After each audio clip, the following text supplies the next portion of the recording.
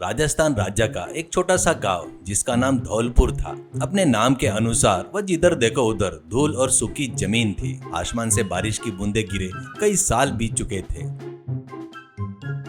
गर्म हवाओं के बीच में पसीने से लथपथ एक आदमी अपनी पुरानी लकड़ी का ठेला गाड़ी को धक्का देते हुए आ रहा था। उसका नाम योगेश था। उसने सूती धोती और सिर पर साफा पहना हुआ था और बहुत ही थकान के साथ उसने अपनी गाड़ी रोकी। गाड़ी पर कतार में रखे मिट्टी के मटके सूरज की रोशनी से चमक रहे थे। मटके ले लो मटके, ठंडे ठंडे मिट्टी के मटके, गरीब का फ्रीज है ये मटके, इसका पानी पिए तो जान में जान आ जाएगी। योगेश की आवाज में कोई जान नहीं था। वह बस अपनी आदत के कारण चिल्ला रहा था। आसपास के लोग उस पर बिल्कुल ध्यान नहीं दे रहे थे। भयंकर गर्मी बर्दाश्त नहीं कर पाने के कारण सब अपने घरों में दुबक कर बैठे थे। योगेश अपने माथे का पसीना पोंछते हुए घंटों घूमने के बाद भी एक भी मटका नहीं बिका। उसे प्यास लगी थी लेकिन उसके पास मौजूदा मटके में डालने के लिए पानी तक नहीं था। योगेश अब पूरी तरह चिढ़कर परेशान हो चुका था। गाड़ी को धक्का देते हुए योगेश गांव के बाहर एक पुराने पीपल के पेड़ के नीचे पहुंचा। वह गुस्से से और आवेश से कांप रहा था। अब मुझसे ये नहीं होगा। इस मिट्टी के साथ कुश्ती लड़ना अब मेरे बस की बात नहीं। पसीने की बूंदें बहाकर मिट्टी में जान डालकर मटके बनाने पर भी पेट नहीं भर रहा है। इस सूखी जमीन पर तो मेरे आंसू भी भाप बनकर उड़ रहे हैं। गुस्से ने उसने अपने ठेले पर के मटके को एक एक करके जमीन पर पटकना शुरू किया। टक टक करके मटके चकनाचूर हो रहे थे। भीख मांगकर खा लूंगा, मजदूरी करने चला जाऊंगा, लेकिन ये मटके का व्यापार अब नहीं करूंगा। जाने दो, सबको टूटने दो। आखिरकार मटके को फोड़कर खाली ठेला लेकर वह घर पहुंचा।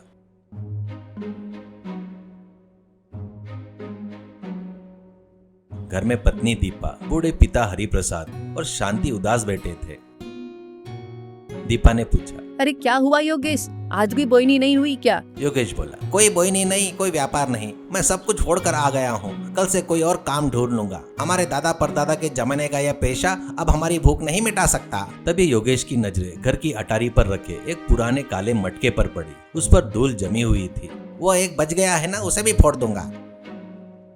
कुर्सी पर चढ़ के उसने मटके को निकाला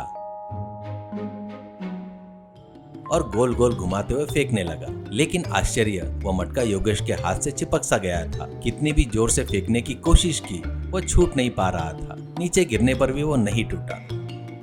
योगेश के परिवार वाले उस मटके के चारों ओर इकट्ठा हो गए। हरिप्रसाद ने चश्मा ठीक करते हुए कहा, अरे योगेश, ये कोई मामूली मटका नहीं लग रहा है। तभी उस मटके में से एक गंभीर लेकिन मीठी आवाज सुनाई दी। ऐसा लगा जैसे मटके के दो आंखें और मुंह बन गए हो। मटका बोला, रुक जाओ योगेश, मुझे फोड़ना तुम्हारे बस की बात नहीं। मैं तुम्हारे दादा के जमाने का जादुई मटका हूँ। तुम्हारा परिवार बहुत ईमानदारी से जी रहा है, इसलिए तुम्हारे दादा ने मुझे अटारी पर छुपा कर रखा था। उन्होंने कहा था कि जब मुसीबतें अपनी चरम सीमा पर होगी तब मुझे बाहर निकालना होगा। सब लोग मुंह बनाए हैरानी से देख रहे थे। शांति डर के मारे पीछे हट गई। मटका फिर से बोला, अरे डरो मत, मुझे अपनी गाड़ी पर रख लो। मुझ में लस्सी बनाकर बेचो। वो लस्सी अमृत के समान होगी। जो भी इसे पिएगा उसकी बीमारियां गायब हो जाएगी। और तो और मैं जहाँ रहूंगा वहाँ हिमालय जैसी बर्फ गिरेगी। लेकिन याद रखना, मेरा इस्तेमाल अपनी भूख मिटाने के लिए, लेकिन स्वार्थ और लालच के लिए बिल्कुल मत करना। योगेश की आंखें खुशी से चमक उठी।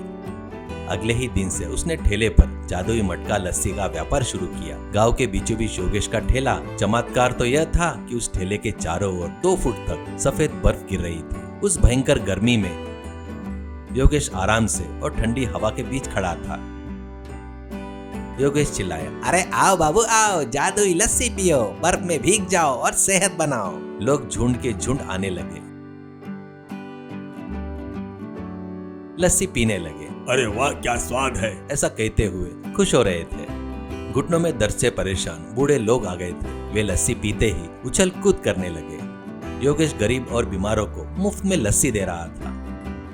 बहुत ही कम समय में योगेश की सारी परेशानियां दूर हो गई। उसी समय उस गांव में देवदत्त नाम का एक अमीर आदमी रहता था। वह बहुत ही घमंडी था। वो हमेशा अपने कान के पास हाथ रखकर हवा में सिर हिलाता था, जैसे कोई उसे कुछ बता रहा हो। उसके बगल में सोमू नाम का उसका नौकर अपनी विक को बार बार ठीक करते हुए खड़ा था। देवदत्त ने कहा, अरे सोमू, धनलक्ष्मी मेरे कानों में कुछ कह रही है, मुझे सुनने दो। सोमू अपनी विक ठीक करते हुए व्यंग्य से बोला, अरे मालिक, धनलक्ष्मी आपके कानों में सीधे बात कर रही है या आपको फोन कर रही है, ऐसा पूछता है तो देवदत्त चिल्लाता है, अरे बकवास बंद कर। उस योगेश की गाड़ी में कोई जादू है। उसके चारों तरफ बर्फ गिर रही है, लोग कतार में खड़े हैं। अगर हम उस गाड़ी को हथिया ले तो हम करोड़पति बन जाएंगे। सोमू बोला, लेकिन मालिक वो तो उसकी अपनी गाड़ी है ना, चोरी करने में रिस्क होगा, ऐसे कहते रहता है। तो देवदत्त बोला, रिस्क? मेरे कान में साक्षात लक्ष्मी देवी जी कह रही है कि जाओ उस गाड़ी को ले लो, और तुझे रिस्क दिखाई दे रहा है। आज रात ही उस गाड़ी को हमारे बगीचे में आना होगा।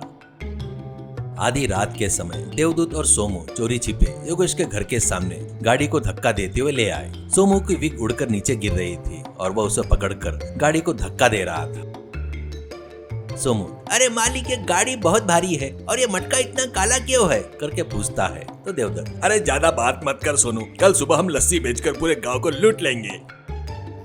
अगले दिन सुबह देवदत्त ने अपने घर के सामने ठेला लगाया और जोर से चिल्लाया, ओए गाँव वालों, असली लस्सी यहाँ मिलेगी, एक ग्लास 100 रुपए का।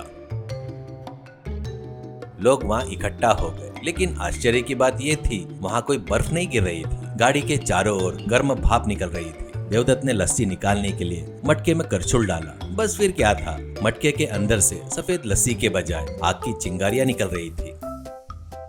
आसमान से बर्फ की जगह गर्म अंगारे बरस रहे थे। अरे बाप रे, ये क्या है, बर्फ की जगह आग बरस रही है। ऐसा कहते हुए लोग जान बचाकर भागने लगे।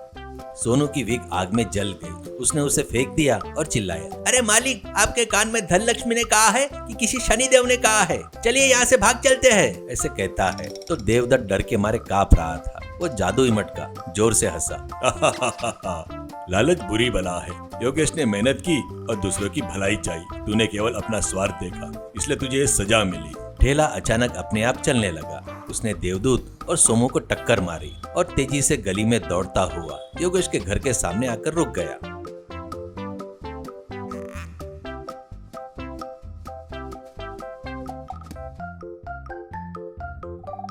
योगेश आश्चर्य से बाहर आ गया।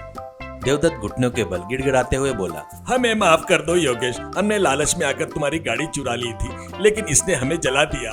योगेश के ठेले को छूते ही फिर से बर्फ गिरना शुरू हो गई। मौसम शांत हो गया और खुशनुमा हो गया। योगेश ने कहा, देखा आपने, इंसान के पास कितना भी पैसा हो, उसमें संतोष होना चाहिए। दूसरों का धन सांप के समान होता है। अपनी मेहनत की कमाई में ही असली सुख होता है, ऐसे कहता है योगेश। तो देवदत्त को अपनी गलती का एहसास होता है और वो वादा करता है कि अपना सारा धन गांव की भलाई के लिए दान देगा। योगेश फिर से अपनी ठंडी लस्सी से सबकी प्यास और परेशानियां दूर करते हुए खुशी खुशी रहने लगा। सीख, लालच हमेशा नुकसान पहुंचाता है। दूसरों की भलाई चाहकर किया गया काम हमेशा सफलता दिलाता है।